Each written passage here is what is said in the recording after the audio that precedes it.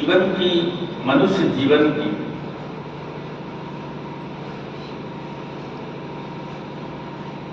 जो अभिलाषा या यूं कहें कि मनुष्य जीवन का जो लक्ष्य है, तो महापुरुष कहते हैं आहार निद्रा भय मैथुनम च एतत् कर्मण समाना वस्तु। खाना पीना सोना बच्चों को जन्म देना, ये सभी कर्म ऐसे कर्म हैं जो पशु पक्षी भी करते हैं। वो भी बच्चों को जन्म देते हैं, वो भी उनका पालन पोषण करते हैं, खाते हैं पीते हैं सोते हैं। लेकिन मनुष्य सभी प्राणियों में श्रेष्ठ, कहते बड़े भाग्य मानुष तन पावा सुर दुर्लभ। देवताओं को भी तो दुर्लभ है ये मनुष्य शरीर, क्योंकि मनुष्य शरीर की बात नहीं है, मनुष्य जन्म।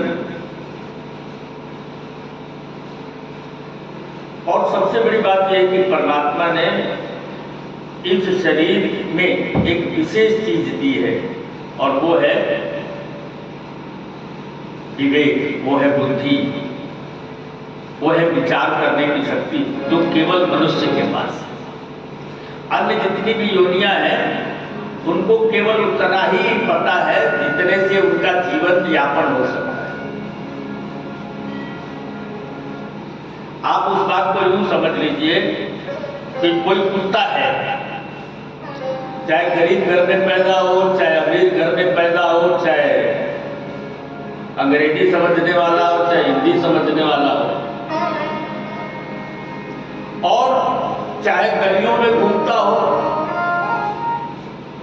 और चाहे बड़ी बड़ी कोठरियों में रहता हो, चाहे एयर कंडीशन में रहता हो, क्योंकि बड़े बड़े घरों में कुत्ते भी आदमी से ज्यादा सुविधा भोगते हैं, लेकिन वो रहेगा कुत्ता ही। कुत्ते में और किसी उन्नति की संभावना नहीं है। लेकिन मनुष्य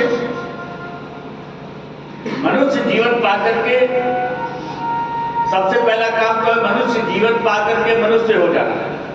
हम सब लोगों को मनुष्य जीवन मिल गया है, लेकिन हम मनुष्य हैं कि नहीं ये विचार नहीं है।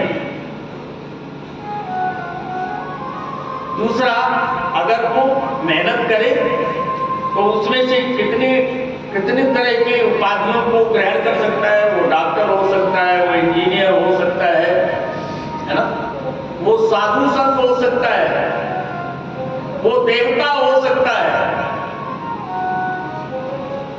और यहां तक कि वो भगवान हो सकता है। और भगवान श्री राम ने मनुष्य जन्म धारण करके, नर तन धारण करके हमको आपको स्पष्ट संदेश दिया। आज हमारे बीच में तमाम ऐसे महापुरुषों का नाम हम ले सकते हैं जिनको हम भगवान ही समझ करके पूजते हैं, यद्यपि वो हमारी आपकी तरह मनुष्य शरीर में ही थे, मनुष्य ही थे। तो अपार संभावनाओं का जो केंद्र है वो है मनुष्य जीवन। आज हम श्रीमद् भागवत के कथा में प्रवेश कर रहे हैं। कल आपने श्रवण किया था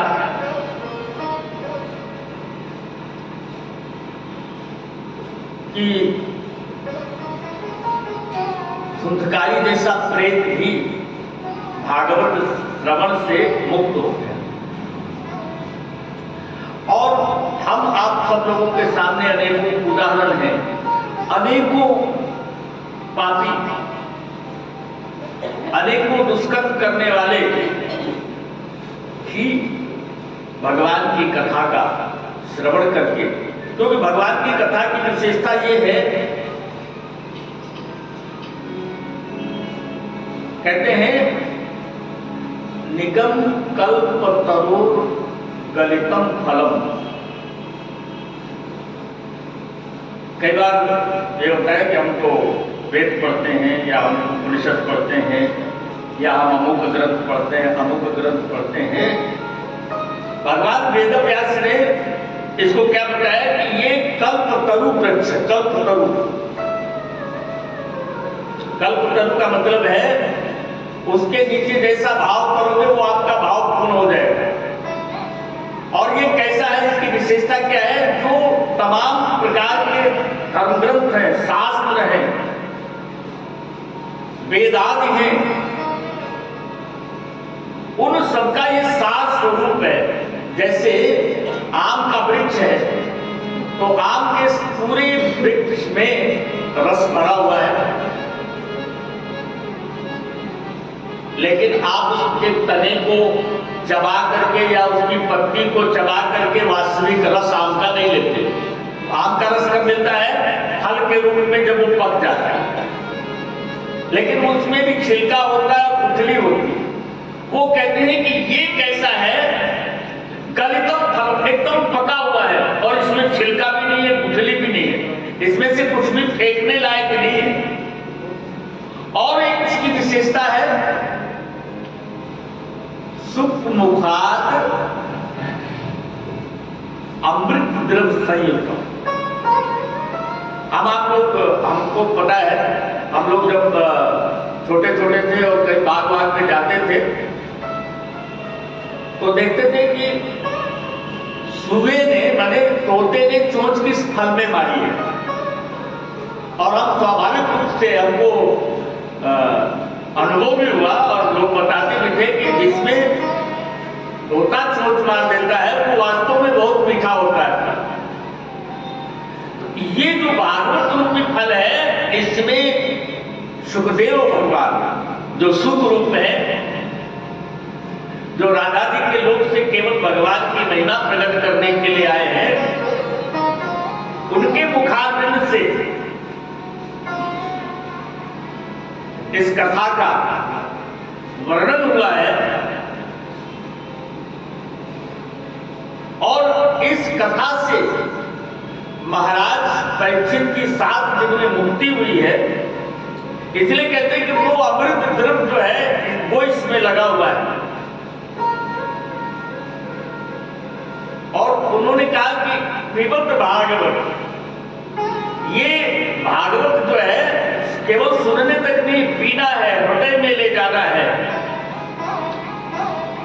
रसमालय, जब तक आपका जीवन पर्यंत इसका श्रवण करना। और एक बात है, जितना आप श्रवण करेंगे और जितना आप मनन करेंगे, चिंतन करेंगे, उतना ही आपके हृदय में भगवान के प्रति प्रेम बढ़ता है। यूं तो भगवान सर्वत्र व्याप्त है, कोई ऐसी जगह नहीं है जहां वो नहीं है, लेकिन उनके होने की अनुभूति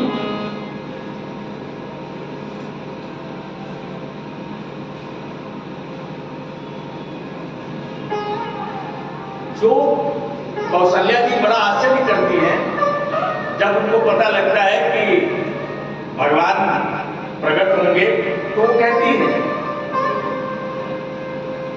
तो सारे जगत में जो घटगट वासी सो ममूरवासी, ये कितना बड़ा आश्चर्य है। तो वो जो परमात्मा है, ये तो सारे समस्त जगत में, समस्त ब्रह्मांड में व्याप्त है, लेकिन हमको अनुभव हमें कब लगेगा कि है हमारे अंदर? तो वो कहते हैं कि ये क्षमता श्रीमद् भागवत में है। अगर आपने अपने कान खोल लिए हैं तो भगवान आपके कान से प्रवेश करेंगे। श्रीमद् भागवत में ही भक्ति के 9 चरणों का वर्णन किया। तो उसमें है श्रवणम, कीर्तनम, विष्णु स्मरणम, पाद सेवनम, अर्चनम, वंदनम, दास्यम, सख्यम, आत्मनिवेदनम। तो इन 9 भक्तियों में सबसे पहला कौन सा है? श्रवणम। सबसे पहले सुनो, और सुनने से क्या होता है? जिज्ञासा पैदा होती है। जैसे आप लोग अपने घर में बैठे हैं, समाचार पत्र के द्वारा, टीवी के द्वारा, या जो अनाउंसमेंट होती रहती है उनके द्वारा आपको कोई नई चीज सुनाई पड़ती है, तो आपके अंदर उसको जानने की, समझने की या लेने की जिज्ञासा होती है। तो कहते हैं कि अगर आप भागवत को दिल लगा करके सुन रहे हैं तो तब क्षण भगवान उसी भागवत आपके कानों के माध्यम से आपके हृदय में विराजमान हो जाते हैं और आपका हृदय भाव से भर जाता है। आपकी आंखों में प्रेम के आंसू आ जाते हैं जब आप भगवान की लीलाओं को, भगवान की कथाओं को। तो ऐसी है श्रीमद् भागवत की महिमा। तो आइए कथा में प्रवेश करते हैं। आपने सुना था कि नैमिषारण्य में शौनकादिक जो ऋषि हैं 1000 वर्ष के लिए एक यज्ञ का अनुष्ठान कर रहे हैं और उसमें जब सूत जी का आगमन होता है तो उन्होंने उनसे कहा कि किस तरह से परमात्मा की प्राप्ति हो, वो कथा हम सुनना चाहते हैं। और इसी संदर्भ में उन्होंने 6 प्रश्न किए। क्या थे वो 6 प्रश्न? किम श्रेयः शास्त्र सारः का स्व अवतार प्रयोजनम किम कर्मं के अवताराश्च कम धर्मम शरणं गतः। ये 6 सवाल किए, ध्यान देना। श्रेय क्या है? श्रेय का मतलब है कल्याण। जैसे कोई प्रणाम करता है तो हम कहते हैं कल्याण हो, लेकिन वास्तव में कल्याण होता कब है? वो श्रेय, परम श्रेय क्या है? कल्याण किसको कहेंगे आप? किसी को धन मिल गया या किसी को पद मिल गया या किसी को प्रतिष्ठा मिल गई, उसको हम कल्याण कहते हैं या कल्याण कुछ और है? कहते हैं कि ये जीव जब तक उसके जीवन में ईश्वर नहीं आते तब तक ये जीव अनाथ रहता है। तो सनाथ हो जाना कल्याण है। तो किम श्रेय, वो श्रेय क्या है? और शास्त्र सारा, शास्त्रों का सार क्या है? रामायण की एक चौपाई है, वेद पुराण संत मतएहु सकल सुकृत फल राम सदेहु। वो कहते हैं वेदों का, पुराणों का और संतों का, अनान्य विषयों में भले उनके विचार अलग अलग हो, लेकिन एक बात में सभी सहमत हैं। क्या है? कि सकल सुकृत फल नाम सदेहु, राम सदेहु। आपके सभी शुभ कर्मों का फल ये होना चाहिए कि आपका भगवान में प्रेम हो जाए। बोलो सच्चिदानंद भगवान की जय। आप माला घुमाते हैं, आप माला घुमाइए, बड़ी अच्छी बात है, लेकिन आप अपने बारे में चिंतन भी कीजिए कि क्या भगवान के प्रति आपका प्रेम बढ़ रहा है। आप जो भी कर्म कांड कर रहे हैं, चाहे माला घुमा रहे हैं, चाहे तीर्थ में जा रहे हैं, चाहे पूजा कर रहे हैं, चाहे पाठ कर रहे हैं, जो कुछ भी आप कर रहे हैं, उन सभी कर्मों को करते हुए ये आत्मचिंतन जरूर कीजिए, ये अपने आप से जरूर पूछिए कि क्या आपका प्रेम भगवान की तरफ बढ़ रहा है।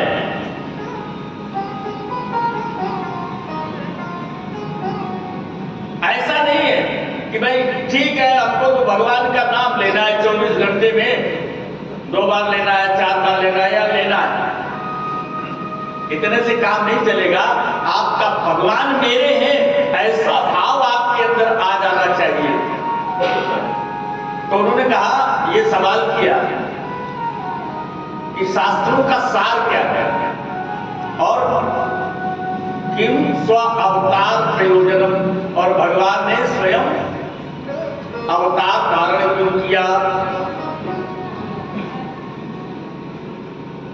उनके कर्म क्या, किम कर्म, उनके कर्म क्या है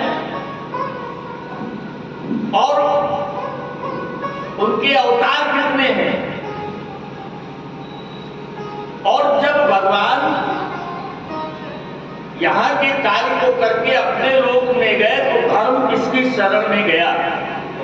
पूरी भागवत इन्हीं 6 प्रश्नों का उत्तर दे रही है। आप ध्यान दीजिएगा, ये 6 प्रश्न याद रखिए। परम श्रेय क्या है, शास्त्रों का सार क्या है, भगवान के अवतार का प्रयोजन क्या है, और भगवान के कर्म क्या है, और अवतार कितने हैं, और ये अंततः ये धर्म किसकी शरण में गया।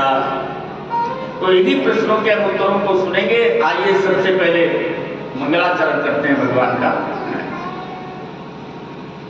जन्मादस्य यतो अन्वयात् इतरश्चार्थेष्वभिज्ञः स्वराट् तेने ब्रह्महृदाय या आदिकवये मुह्यन्ति यत् सूरयः तेजो वारिमृदां यथा विनिमयो यत्र विसर्गो मृषा धामना स्वेन सदा निरस्तकुरुं सत्यं परं धीमहि। सबसे पहले वंदना करते हैं, और वंदना बड़ी महत्वपूर्ण है। जन्मादस्य आपने कल भी सुना था, विश्वोत्पत्त्यादि लगभग समान अर्थ वाली बात ही है। ब्रह्म सूत्र में भी जो सूत्र है वो है जन्मादस्यतः, यानी जो जन्म आदि है। जन्म आदि का मतलब है जन्म होना, उसका जीवन और उसका प्रलय, यानी उत्पत्ति, स्थिति और प्रलय, इन तीनों का जो हेतु है वो उपादान कारण नहीं है, वो निमित्त कारण नहीं है, वो सब कारणों का कारण है। हम लोग सरल भाषा में उसको कहते हैं ना, तेरी सत्ता के बिना है प्रभु मंगल फूल, और पत्ता तक हिलता नहीं, खिले न कोई फूल। और अन्वय आदि, अन्वय से या व्यतिरेक से उसको हम समझने की कोशिश करेंगे तो वो सब में रह करके भी सबसे भिन्न है, फिर भी सर्वत्र व्याप्त है, और अपने प्रकाश से स्वराट, अपने प्रकाश से प्रकाशित है। देखिए ये हाइड्रोजन का ये जो बल्ब जल रहा है, ये अपने कारण नहीं जल रहा है, अपने प्रकाश से प्रकाशित नहीं है, ये बिजली के कारण प्रकाशित है। और वो बिजली भी कहीं से आ रही है।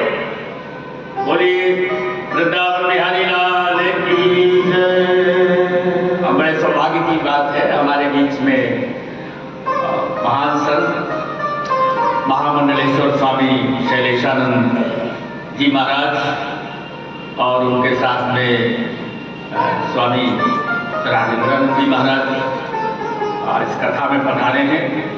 आप सभी का बहुत बहुत स्वागत है। और तो भगवान के नाम संकीर्तन करें, और जो आयोजक हैं इन संतों का सम्मान करें। हे गोपाल राधे कृष्ण गोविंद गोविंद, हे गोपाल राधे कृष्ण गोविंद, हे गोपाल राधे कृष्ण गोविंद गोविंद, हे गोविंद गोविंद कृष्ण गोविंद गोविंद, कृष्ण गोविंद गोविंद कृष्ण गोविंद गोविंद, कृष्ण गोविंद गोविंद कृष्ण गोविंद, कृष्ण गोविंद